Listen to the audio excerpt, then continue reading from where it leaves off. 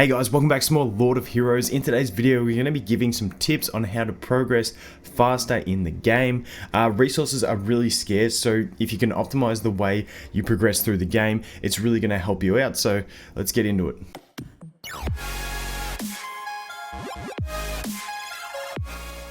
Now firstly, if you're progressing and you feel like you're getting stuck at a boss, I did do videos for the normal mode of the Varya boss, Isola boss, and the final boss at Gallus Empire East. So I'll leave those linked in the description if you want to check those videos out if you're stuck at one of those points on normal mode, because I show you exactly what heroes I had at what levels with the gear and all that stuff to get through those stages, because those are the 3 boss breakpoints in the normal mode. So basically I want to look at heroes first. So the heroes you're going to build, Helga is going to be your optimal hero to build for damage. Then you're going to have the second best hero you're going to have is going to be Charlotte. She's the first one that you're going to increase to 4-star in my opinion. She's your main healer. She's just absolutely fantastic. I've covered their skills in other videos, so I'm not going to go too in depth into it. Then this is for normal mode. As you can see, I do have my Johan at 4-star now. However, he isn't too good in normal mode. He becomes relevant in hard mode, so leave him. Zyra's another one you're going to start leveling, and you get all these guys through campaigns, so these are all just campaign heroes. So Zyra's one that you're going to start leveling in the early game, because she's going to help you out there. Basically, she's better than Johan in the early game because she's already 4-star. She has higher base stats, so you can make her tankier first up. When you do get Astrid, put a little bit of investment into her, not too much. She's going to be helpful for the final boss on the final chapter. Mihail, not that great. You can use him when you first get him because he's like the only damage dealer you have, but don't invest too many potions into him because potions are very, very scarce in this game and it becomes really hard to level things. And then the final one we're going to use is going to be Fram. Fram is really, really solid. Mine is still at 3-star, but she's very important for especially the normal campaign, so she's one that's not too bad to invest a little bit of experience into. And that's pretty much where it sits. As you can see, I'm in hard mode now, and those are the levels of my guys. When we look at gearing, so when we talk about gearing, alchemy, basically, I definitely recommend, especially at launch when this is the banner, go for the Helga one. Helga is just, you want to go striker because everyone else in your team besides Helga, you want to make tanky because you want them to survive, and then Helga's just going to carry your damage. So if you can summon all your crystals on striker, especially while there's a Helga banner, so you can get the Helga specific artifacts, it's just going to be the best. So what I've done is I did 11 pulls for Helga, and then I started saving my gems because now I'm saving looking into the future of getting Red Vanessa, but that's further down the track. That's probably in another video. We'll go into that, but pretty much I did 11 pulls for Helga just because she's going to be your main damage dealer, and like I said, you still need her to be tanky for the final boss, but you still need her to deal massive damage, and getting those 6-star artifacts is really going to help out. Now like I said, for the rest of the heroes, for Helga, obviously you're going to try and get as much 5-star striker gear. Like I said, I did 11 pulls, however I did get a duplicate piece of gear, so we've only got the 4 artifacts on her, but she's the one you're going to gear your best gear on, and like I said, you do want a combination of damage and sustainability on her. She's absolutely amazing, definitely the best damage dealer you can have early game for the cost of being free. Then, like I said, everyone else that you use, which is going to be the Charlotte, the Zyra, the Astrid, and obviously you'll use the others in between, but the Fram as well. They're all going to be, you just really want to get some tanky stats on them. Tanky and fast is where they end up wanting to be, so that they can still stay alive and survive. You're going to have Fram for the first skill defense break, and second skill AoE stun. Astrid's there pretty much for the strip on her second skill.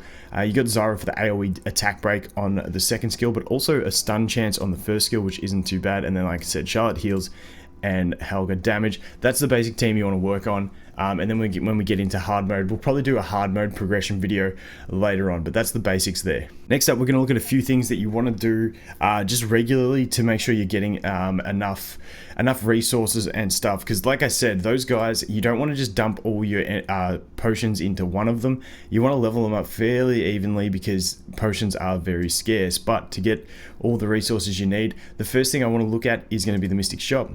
Every hour this resets, and you can watch 2 ads to get free stuff the ads get tedious after a while. It feels really cheap by the end of it, but you know, if you want to get those extra potions and extra everything, just watch the free ads. If you're trying to min max, if you don't really care, then don't worry about it. But sometimes you do get like 5 potions, and sometimes you do get some like 600 1200 energy, which is really helpful. The other thing I wanted to mention is sometimes you'll see energy in here at a gold cost. I'm not a huge fan of buying that because gold is the other resource that you really struggle with. And if you're buying that energy, you won't actually get that gold back in most situations for the energy that it does cost. So spending that energy isn't going to get you that gold returned, and gold is something you always need. So I don't like sacrificing one thing that I'm going to need for another thing that's not going to get me that thing back, if that makes sense. Anyway, that's just me. The other thing you're going to want to do is as soon as you unlock it, you're going to want to get into an alliance. Basically, when you're in an alliance, one, you can do the guild raid, which is, if you still see the guild raid, just do it. You'll die instantly, but it gives you some rewards. But basically, this accept all thing, I just collected mine from overnight, which was about 7 hours of collection, and basically this is what I got from 7 hours. So as you can see, it's some pretty good loot, a good chunk of energy as well, which is really, really nice. Now the thing with this is, unless it's at 100, don't collect it until you're low on energy. As you can see, I just woke up and collected mine, and it put me up to 4660 energy. So I'm not getting my energy recovery, which really sucks.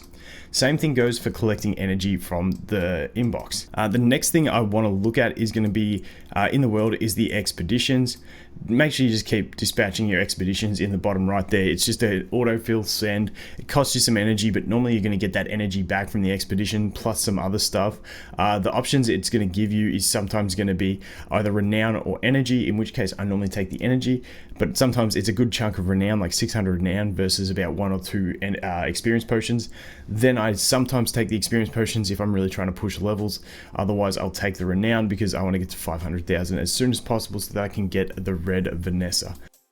The next thing I want to talk about is a tip to get a bit of extra gold. Now, this one here, if we go to the inventory, we can go ahead and check our equipment. What you can do is you can actually sell equipment. Now, you can also dismantle it, but the common gear cannot be dismantled. So all you're going to want to do with the common gear that you can't use is go ahead and sell it. As you can see, 1 stars are going to sell for 1,000, 1,500 for 2 star, 2,400 for 3 star, and then if we look at a 4 star piece of gear, it's going to be 4,200. You're probably not going to sell too many 5 or 6 stars early on, but they do sell for decent gold. So that is definitely, there'll probably be some people out there with like 100 pieces of gear in there. You can easily pick yourself up to about 200,000 gold if you just go ahead and sell all that stuff. I'll keep some 4 stars because I haven't got much gear in my inventory, but you just select them and you sell all, and 21,000 gold is actually a fair bit in this game. So keep that in mind. And while we're talking about gear, especially in the early game, don't upgrade any. Like, I try and keep my 4 stars at +3. Maybe for the final boss you might start pushing some to +4, I mean to +6, but in general I like to keep my 4 stars at +3. Even here I have some 5 stars at +3, except for speed. Sometimes if you're going for speed, 4 stars you can upgrade a bit more, but then 5 stars to +6, and then sometimes 6 stars, especially the artifacts if they're on Helga.